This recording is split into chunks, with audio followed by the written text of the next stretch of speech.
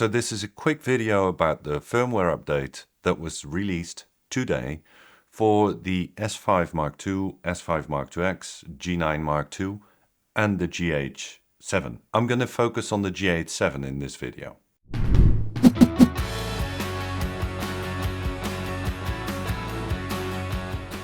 So the first addition in this firmware update is multiple frame markers. And a lot of people have been asking for this for a long time, and now they have finally given it to us.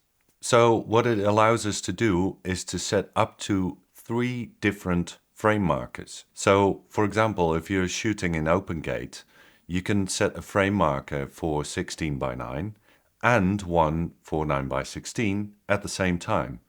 And you can also move them around and adjust the size, whichever size and color you want it to be.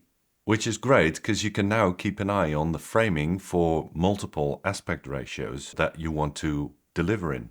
The next one has to do with the LUMIX Lab app. It now supports remote camera control, so you can have a live view and adjust ISO and other settings.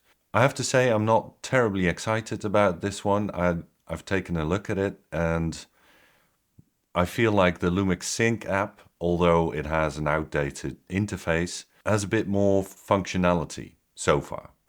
Perhaps they will keep working on the LUMIX Lab app remote control side. I certainly hope so. They've also added wireless IP streaming for the GH7, and they've added the option to transfer images selected on camera wirelessly. The third addition to this firmware across all cameras that get this firmware update is the addition of MP4 Lite, just like on the S9.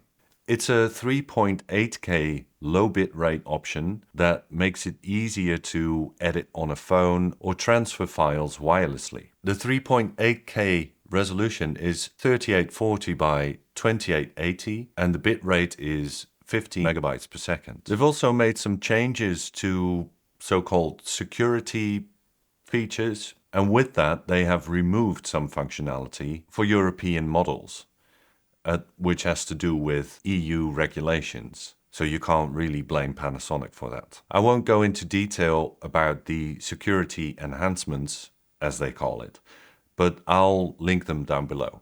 That's all I have for this video, and there's a link to the firmware in the description. I hope this was helpful. If so, please give it a like and subscribe to the channel, and I hope to see you next time.